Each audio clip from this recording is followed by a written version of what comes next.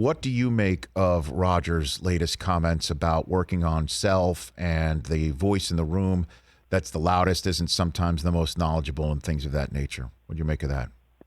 Well, I think he's saying he's the most knowledgeable, possibly, to start. But I think he's been on this journey a while. I think of this podcast he did years ago. I really recommend people go check it out. It was with Pete Holmes, the comedian. Mm-hmm. And he must have done it 5 or 6 years ago when he was spending summers out here in L.A. And, look, he thinks different than most NFL quarterbacks. He has been trying to master his own mind and relax, in his words, as well as possible. And so I think it's just that journey that he's been on, and I like it. Like, I think back to the old 60s and 70s, like books about the NFL by Dr. Z and stuff like that, and the characters like Namath and everything that they had at quarterback, and the crazy things that they would say to the media all the time. And it's like, I always wondered, like, what if quarterbacks were like that now? And I feel like Aaron Rodgers is that guy. So I don't really put too much into it other than he's taking some me time. He's trying to get ready for the season. Well, then the question is what does the season look like? I mean, at some point, rubber's got to meet road. You know where all I guess pressure points lead to.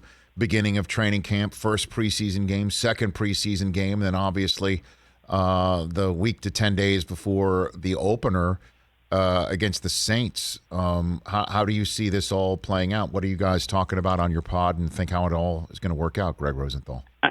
I've thought the soft deadline, throughout was the training camp. And then the real deadline is the preseason. And you mentioned it, like right before the season is closer to the hard deadline. I don't think there's anything Jordan Love is going to do that's going to change the equation. Like, it doesn't matter how well he plays. I still think it's a money thing. The fact that the Packers were trying to negotiate at the beginning of the offseason, and that essentially Rodgers got extra mad when he wasn't happy with the terms that they were trying to negotiate tells me it's still just a negotiation. And that as upset as he is, I listen to the voice of our colleague James Jones or Rodgers' former teammate John Kuhn. If they think it can be settled, I tend to think it'll be settled, and I do think he's not playing anywhere else. I would be absolutely stunned if they did anything but ice him for a year or come to a new agreement. And to me, that new agreement, as annoying as it's going to be to talk about for the next 2 months, is probably most likely the week or 2 weeks before the season. That's how these things usually go. Well, the new agreement has got to have terms and dollars that keeps him, the starter, and Jordan Love from getting on the field for any sort of significant evaluation to pick up a fifth-year option. And I agree with you. I don't think he goes somewhere else this year either, because the idea to trade him to a spot for draft choices that are only going to get worse for the Packers, because Rodgers will undoubtedly make those draft choices get further and further away from first overall based on his play, makes no sense, as opposed to letting the team that wants Rodgers now go the season without him and have a fixed, terrible draft spot for them. I guess a higher draft choice for the Packers. So I don't see that, but they would have to have Rodgers understand that he would have to stare down the barrel of not playing, and I think that might actually harden his stance, to be very honest with you. Greg?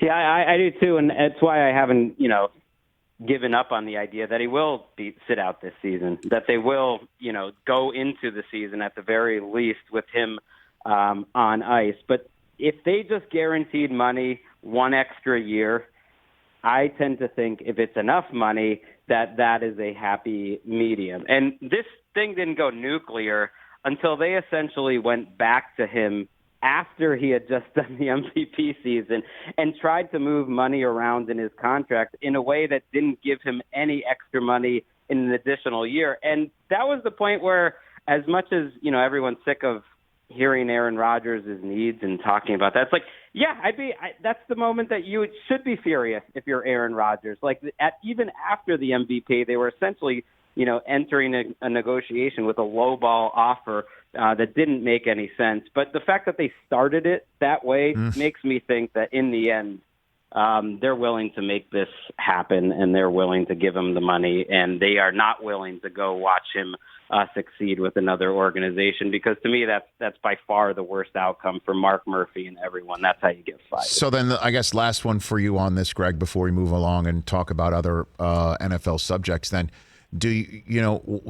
so then based on that supposition, and I think it's wise, and I think you've come up with something that does appear to be fixable or workable, that does not touch the world of grocery shopping, right? Because right, and demanding a say in grocery shopping or getting rid of the main grocery shopper for the Packers and Brian Gutekunst.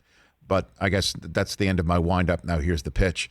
For Rodgers to accept that means the Packers would have to put it on the table. Why wouldn't they have put it on the table already?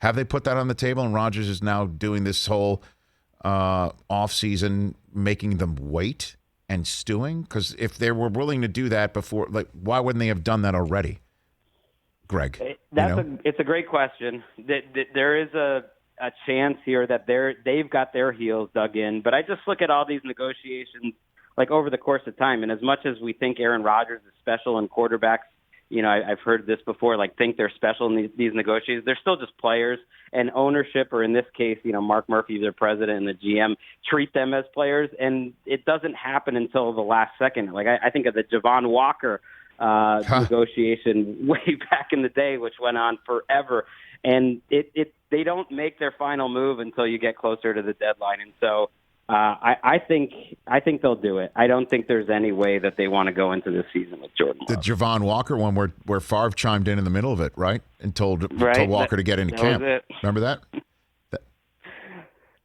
I love it. I love how we're just history repeating ourselves once again. And Rodgers knows it, and I think he'd love to play for another organization. Maybe he can get a promise, too, that it'll only be 2 years. That's essentially what Tom Brady did at the end of his Patriots career, is he did it in such a way that he knew the year that he would have freedom. And if they can do that with Rodgers, maybe both sides are happy. Hey, you watched all the way to the end. Thanks for that. Watch more right here.